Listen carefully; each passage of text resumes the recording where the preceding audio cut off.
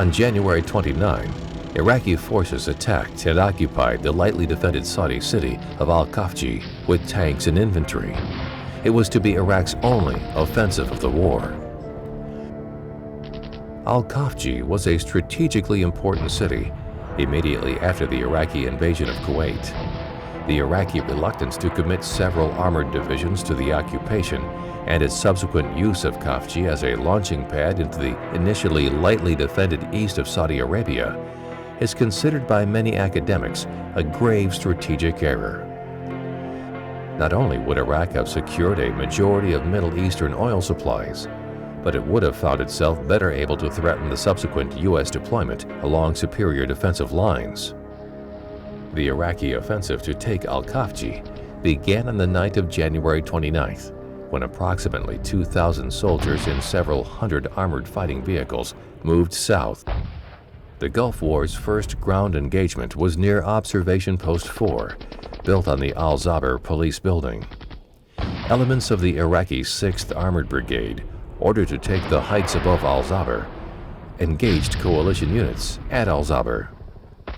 At 2000 hours, U.S. Marines at the observation post, who had noticed large groups of armored vehicles through their night vision devices, attempted to contact battalion headquarters, but received no response. Contact was established at 2030 hours, which prompted Task Force Shepherd to respond to the threat. Coalition soldiers at Observation Post 4 opened fire on the Iraqi column, but this largely ineffective fire drew a heavy Iraqi response, which forced the company to retire south by order of its commanding officer. To cover the withdrawal, the company's platoon of LAV-25 and LAV-AT anti-tank variants moved to engage the Iraqi force. The platoon moved forward and soon opened fire on the Iraqi tanks with the LAV-25's autocannons. Their fire could not penetrate the tank's armor, but did disorient the tank commanders. Soon thereafter, a number of A-10 ground attack aircraft arrived, but found it difficult to pinpoint enemy targets, so began dropping flares to illuminate the zone. One of these flares landed on a friendly vehicle, and although the vehicle radioed in its position, it was hit by an AGM-65 Maverick air-to-ground missile that killed the entire crew, except for the driver.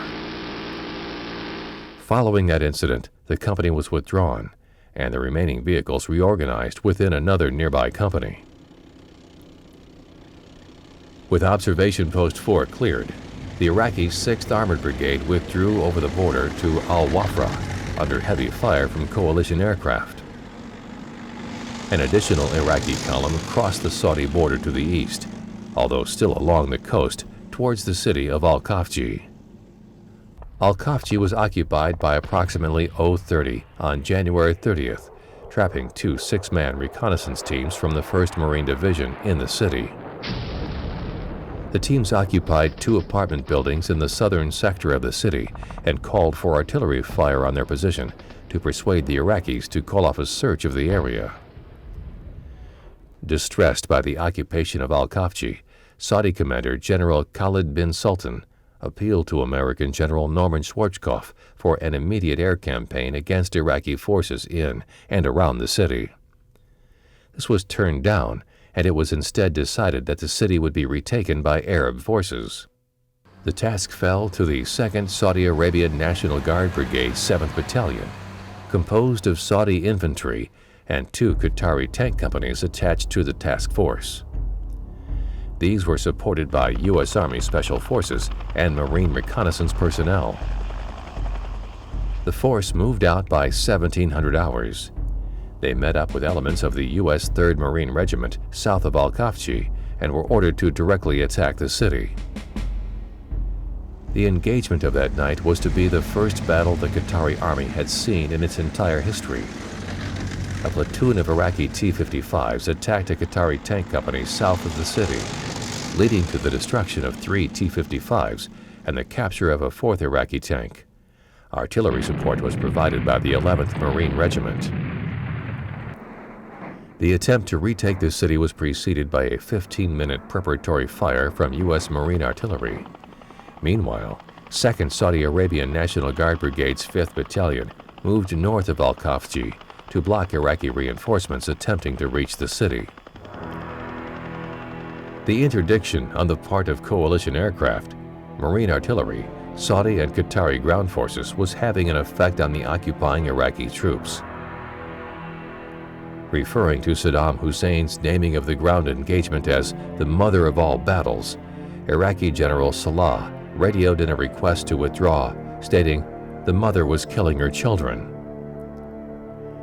Coalition aircraft continued to provide heavy support throughout the day and night.